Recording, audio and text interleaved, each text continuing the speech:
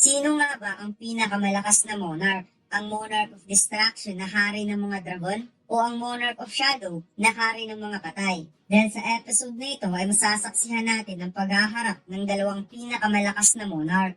Huli na nga ang lahat para mailigtas pa ni Jinwoo si Agent Adam White dahil nakita na ito ng monarch of distraction na mayroong shadow soldier sa likod. Kaya kaagad lumiyab ang bibig ng monarch pagkatapos nag-unleash ito ng blast breath towards sa shadow soldier at ni Agent Adam White na makikitang ramdam ni Jinwoo dahil nakita niya ito mismo. Since nakikita niya kung ano ang nakikita ng kanyang shadow soldier. Nainis si Jinwoo dahil hindi niya na-predict na mangyayari ito, hindi niya inakalang ang forces ng kalaban ay magtipon-tipon lang pala sa iisang lokasyon at ang ibang gate ay isa lang palang decoy.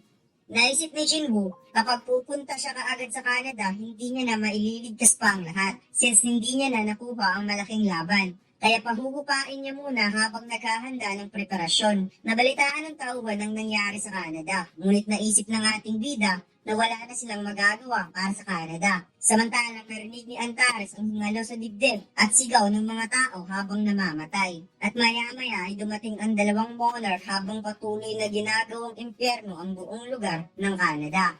Lumipat ang eksena sa office ng direktor ng Federal Bureau of Hunter. Habang pinapanood nito ang video kung paano ginagawang impyerno ng mga dragon ni Antares ang Canada, kumalat ang bote ng Jack Daniels. Inisip niya na ang mga reporters, agent na nandoon ay siguradong patay na ngayon. At ngayon na-realize niya kung bakit gusto ni Song Jinwoo na tumakbo ang lahat as long as possible na makalayo lang sa gate. Maya-maya, biglang nag-teleport si Jinwoo sa office ng direktor. Humingi ng pasensya si Jinwoo na bigla-bigla na lamang siyang sumusulpot, subalit kailangan daw niya ang Rune Stone ng Dragon Kamesh. Wika ng direktor kay Jinwoo, ang Rune Stone daw ay pagmamay-ari ng Federal Bureau, subalit napahawak siya sa kanyang ulo dahil hindi pala importante ang Rune Stone kung tuluyan namang mawawasak ang kanilang bansa. Kaya humingi siya ng pasensya kay Jinwoo dahil lasing lang siya. Nagpunta ang dalawa sa basement. Gagamitin daw ni Jinwoo ang Rune Stone pang counterback sa kalaban. Tinanong ng direktor kung pinapadala ng mga rulers sa mga magic beast sa Earth, then bakit mayroong Rune Stone sa katawan ng beast? Wika ng ating bida, nilalagay ito ng mga rulers sa katawan ng mga beast upang tulungan ang mga tao na mas lalo pang lumakas. Pinapadala nila ang beast upang ikalat ang mana sa buong mundo. At tugon ng direktor kung ito lang ba ang kailangan ng ating bida para pigilan ng kalaban. Tugon ni Jinwoo, isa lang ang paraan para malaman niya ito. Kaya mayroon pa siyang isang pabor na hihingin sa direktor. Pagkatapos, lumipat ang eksena sa bahay ni Mrs. Selner. Hindi inaasahan ni Mrs. Selner na mayroon siyang bisita at napansin niya na hindi na ito ang Jinwoo na nakilala niya noon nakaharap niya ngayon. Wika ni Jinwoo, siya pa rin naman ito, ngunit ang kaibahan lamang ngayon ay isa na siya sa mga darkness na nakita ni Mrs. Selner sa loob ng kanyang kapangyarihan. Napatitig si Jinwoo at sinabi kung nakikita ni Mrs. Selner ang hinaharap, gusto niyang matingnan nito ang kanyang future. Hinawakan ni Mrs. Selner ang kamay ni Jinwoo at ipinikit niya ang kanyang mga mata at maya-maya ay bigla itong napaluha. Wika ni Mrs. Selner kung sigurado ba talaga si Jinwoo na isasakripisyo nito ang kanyang sarili para lamang mailigtas ang lahat.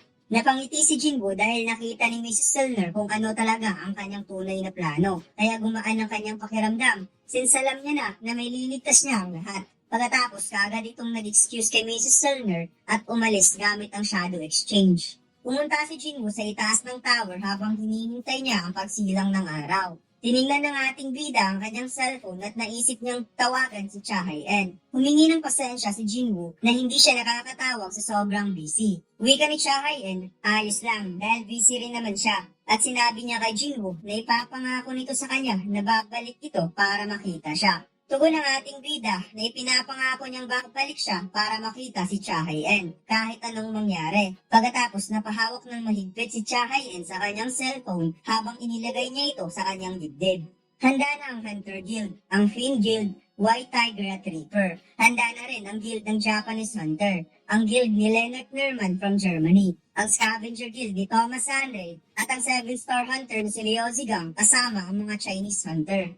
Ang Asian Hunter Alliance, European Hunter Union, African Guild Coalitions at ang Chinese Emergency Response ay nagsama-sama papunta sa battlefield. Samantalang daan-daang hunter ang namatay na inaapakan lang ngayon ng King of Berserk habang hinahanap nito si Song Jinwoo. At wika naman ng ating bida habang nasa malayo, huwag itong magalala dahil papunta na siya. Kinabukasan, durug-durug ang mga gusali, winasak ang lahat ng nasa paligid ng Monarch of Destruction, habang nasa itaas ito at nagtataka kung ano ang pinaplano ng Monarch of Shadow. Bakit hindi pa ito nagpapakita sa kanya? Kaya napagtanto niya na sa dami ng kanyang Magic Beast Army, umabot lang naman ito ng 10 million na bilang. At kung ikukumpara daw ito sa Thousand of Shadow Soldier, ay para lang daw nag-commit ng suicide ang Monarch of Shadow. Kaya posibleng tumatakbo at nagtatago na ngayon ang ating bida.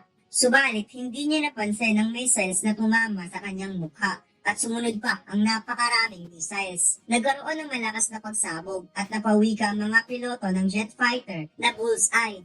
Tinamaan daw ang kalaban. Subalit napansin ng mga piloto ang malaking silhouette at ang dalawang naglalaki ng pulang mata at sinabi nito na napaka-boring daw ng kanilang weapon.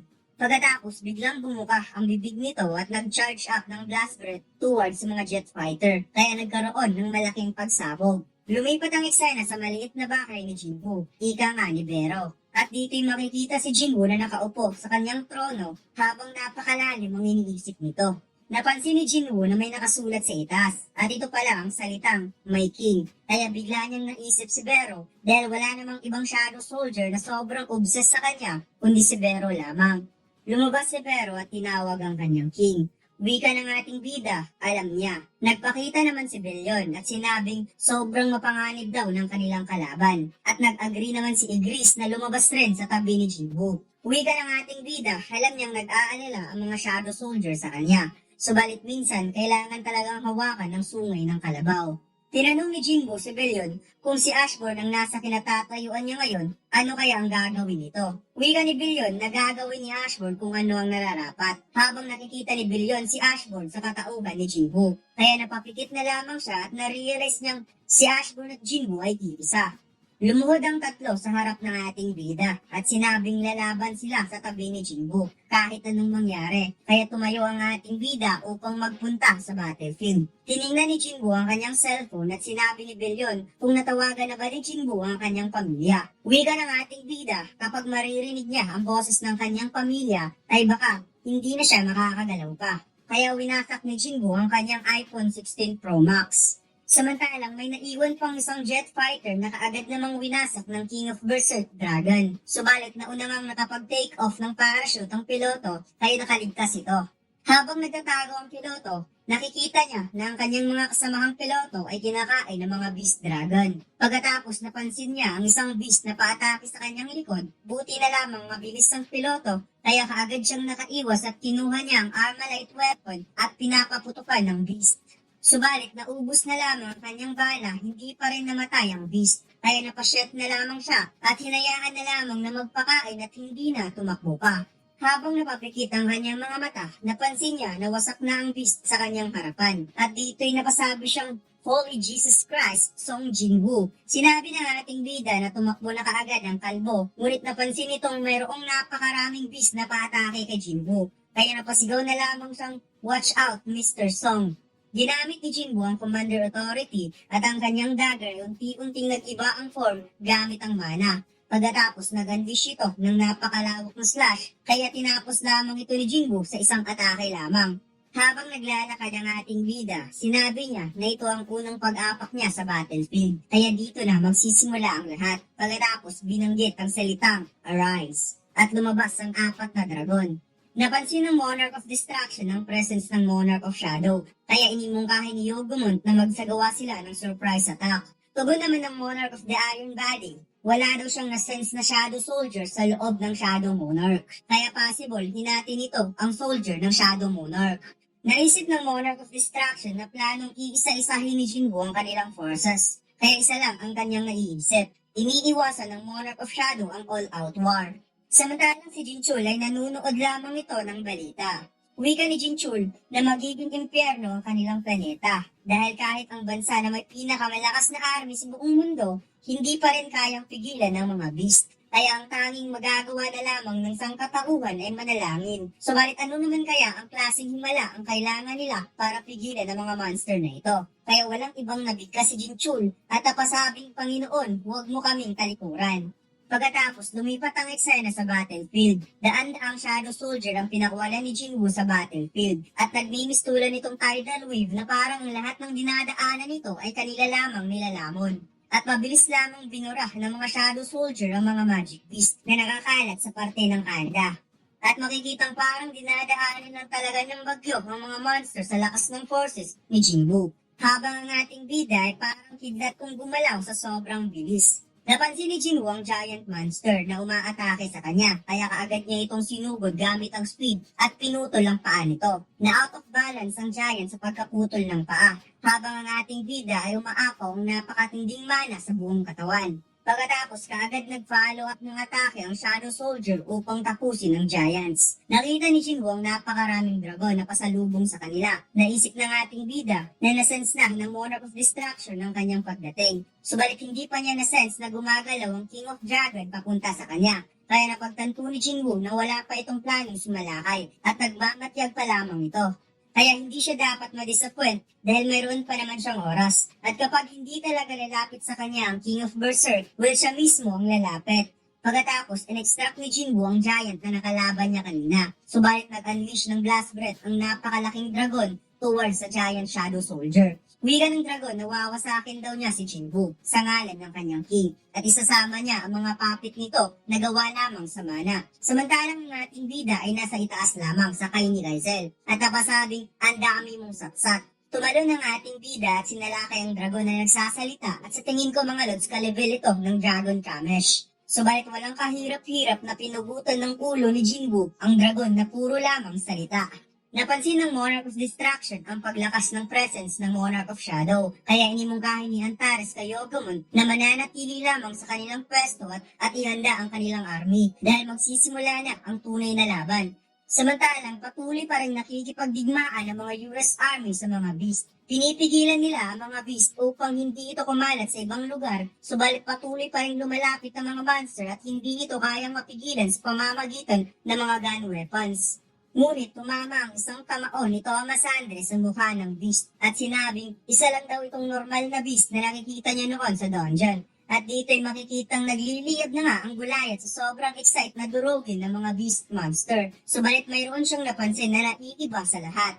Nagpakita ang Monarch of the Iron Body at sinabing isa lang daw mahinang vessel ng ruler itong si Thomas Andre na tinalo ng Monarch of Fang. Siya daw ang King of Monster, ang nag-iisang Monarch of Steel. Kaya sigurado siyang kaya niyang tapusin ang vessel sa isang iglap lang kung mag-i-insist daw itong harapin siya. Sagot ni Thomas Andre, hindi niya alam kung ano ang meron sa kanyang kalaban. Subalit isa lang ang alam niya. Pagkatapos biglang lumabas ang napakaraming Shadow Soldier sa anino ni Thomas Andre habang kinukumusta ni Belion ang King of Monster dahil matagal na silang hindi nagkita. Napatanong ang King of Monster kung bakit nagtatago ang Shadow Soldier sa anino ng isang tao. Kaya napagtanto niyang nalinlang lamang sila ng Monarch of Shadow at dapat malaman kaagad ito ng King of Dragon. Subalit napansin niya na hindi niya magawang makontract ang Monarch of Destruction. Kaya dito'y napansin niya ang isang Shadow Soldier sa itaas na si Toss na pumipigil gamit ang magic spell upang hindi magawang makontract ng King of Monster ang kasamahan nitong Monarch. Naisip ng King of Monster na hindi niya akalaing mag-come up ng ganitong idea ang Monarch of Shadow at gusto nitong patumbahin kaagad isa-isa ang mga Monarchs. At wika niya, isa lang daw itong human strategy at si Jinwoo ay walang karapatan na maging isa sa mga Monarchs habang unti-unti itong nag-transform. Samantalang si Bero naman nagalit sa sinabi ng Monarch of Steel at gusto niyang bawiin ito ang mga sinabi patungkol sa kanyang king at makikitang nag-iba na nga yung form ni Bero na parang mas lalo itong lumalakas. Nagharap ang dalawa at ang Monarch of Steel ay tuluyan ng ipinakita ang tunay na anyo bilang King of All Monster. Samantalang nagkita na si Jinwoo at si Antares at kalmadong naglalakad ang dalawa upang harapin ang isa't isa. At dito lang nagtatapos ang ating kwento mga lods. Huwag mo sanang kalimutang mag-like, comment at mag-subscribe sa ating YouTube channel at mag-follow sa ating Facebook page. Salamat!